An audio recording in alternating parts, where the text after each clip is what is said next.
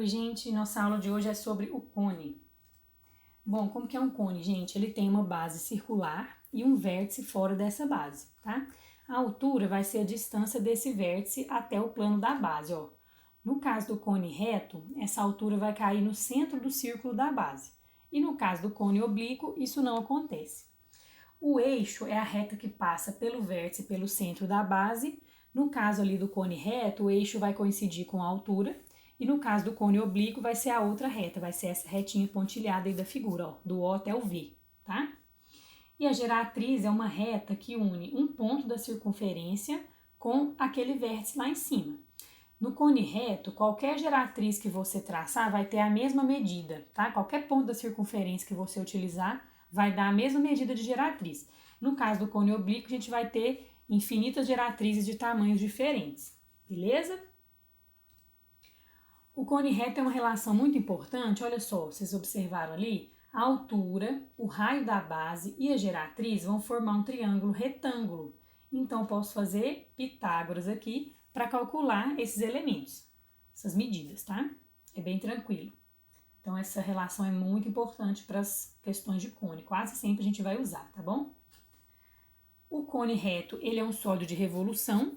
Como assim? Eu posso obter o cone girando 360 graus um triângulo retângulo. Esse triângulo retângulo eu preciso girar em torno de um cateto. O eixo de rotação vai ser um cateto. Aí esse cateto que está no eixo, olha, vai se transformar na altura do cone, olha só. O outro cateto vai virar o quê? O raio aqui do cone, ó, o raio da base, tá vendo? Ó? Então é bem tranquilo também de calcular.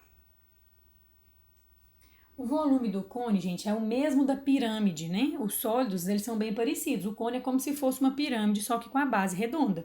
Então, é a mesma fórmula de volume. 1/3 vezes a área da base vezes a altura. Só que no caso do cone é mais simples de calcular a área da base, porque é sempre círculo, que a gente já sabe que é πr ao quadrado. Então, é bem simples aqui o cálculo do volume do cone.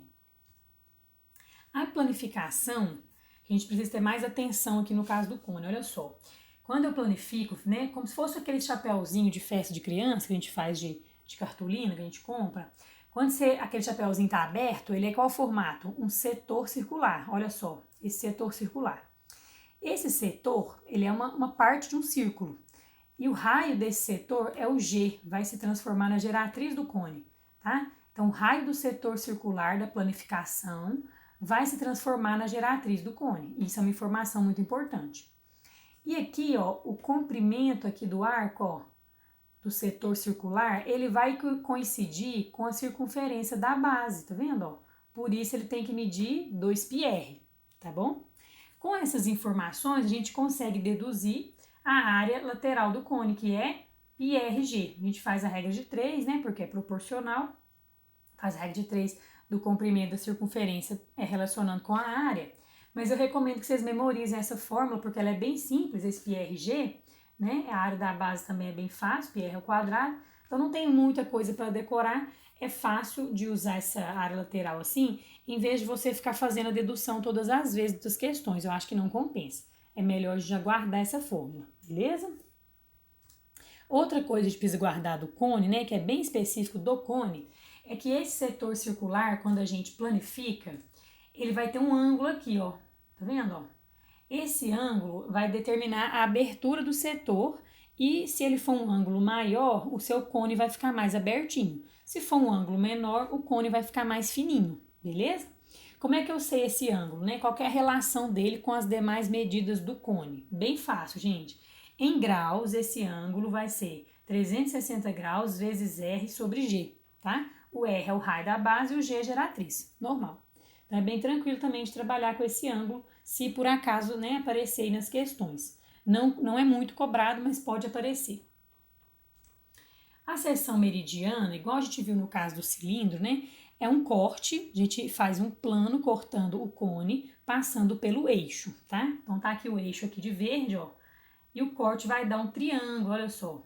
Se o cone for reto, esse triângulo será isósceles, ó, dois lados iguais à geratriz. E a base desse triângulo é o diâmetro, tá?